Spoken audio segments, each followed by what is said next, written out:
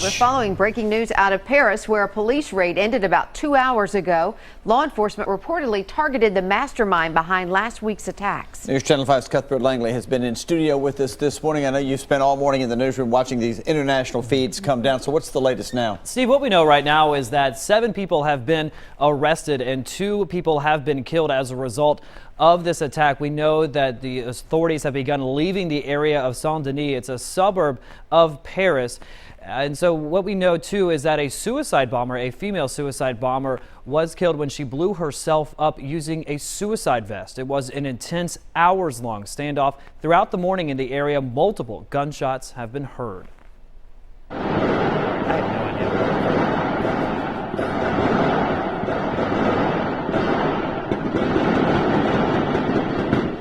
As I said, this is in the Paris suburb of Saint-Denis. It's about a mile away from the French soccer stadium, targeted by 3 suicide bombers back on Friday.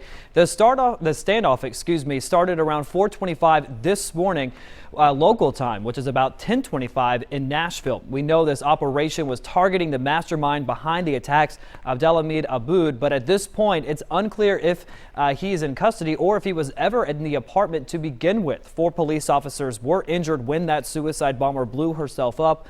Of course, this raid comes 5 days after those terrible attacks in Paris that left 129 people dead. This morning, no hostages were taken during the raid, but we've just looked at the live feed throughout the morning, and we've been seeing authorities escorting women and children out from that apartment building who were presumably inside at the time of the raid. We are tweeting out the very latest information at NC5_C Langley. Steve? All right, Cuthbert, thanks very much. All right, back here in the mid-state now, the massive search for a missing 7-year-old boy is over this morning. Multiple law enforcement agencies all got together, making sure that little boy is home safe. News Channel 5's Matthew Torres has been on this story all morning long from the TBI headquarters north of Nashville's downtown area. And Matthew, where do they find this little boy? And he is all right, correct?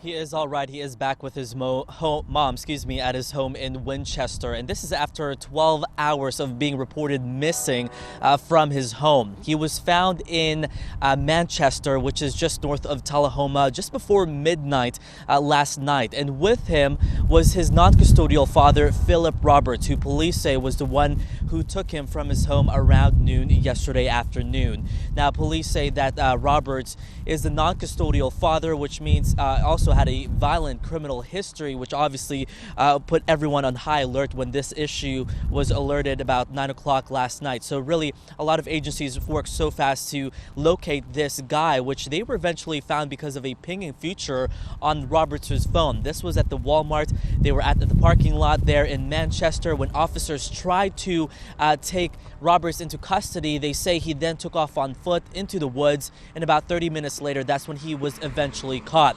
Now, he was booked into Franklin County Jail on charges of child interference, but according to the police chief there in Winchester, they say he most likely will also be facing kidnapping charges. But as far as that little kid, he is safe, and that is what we're glad to report this morning. For now, we're reporting live from the TBI headquarters. I'm Matthew Torres, News Channel 5.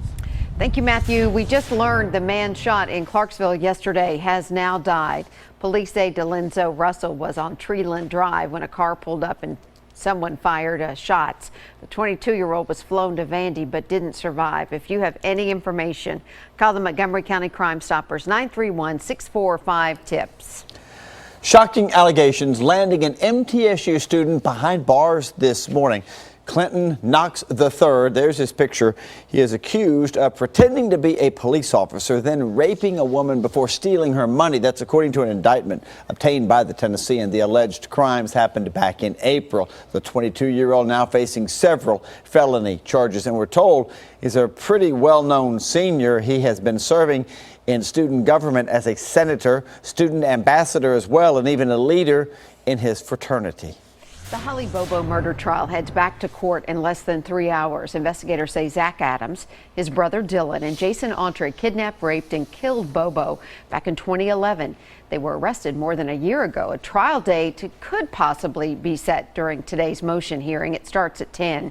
Check for updates on our Facebook page, News Channel 5 app, and at newschannel5.com.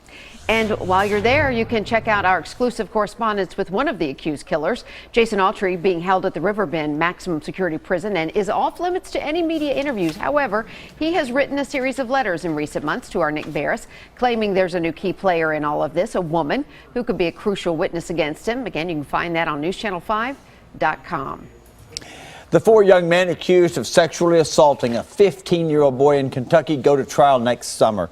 Investigators in Hopkinsville say that Dayton Jones, Tyler Perry, Samuel Miller, and Colton Cavanaugh assaulted the victim as he was passed out at a house party last year. And then they posted video of that attack on Snapchat. The victim was hospitalized for serious internal damage. The trial is now set for next August. And a popular fast food spot in Mount Juliet became a crime scene after a customer wanted something not on the menu.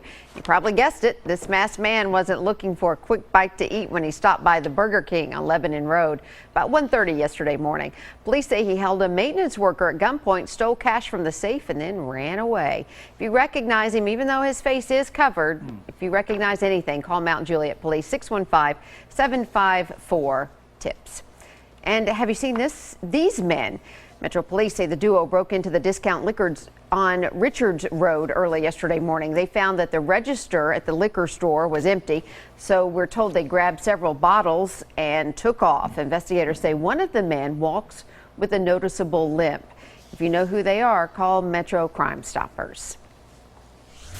Some MTSU students are planning to hold a demonstration today. They are urging the school, as we've talked about now, to change the name of Forrest Hall. They want it renamed because of the association, obviously, with Nathan Bedford Forrest, a Confederate general and a KKK leader. A committee of students, faculty, and alumni will be considering that issue. We'll let you know the outcome as soon as they make a decision.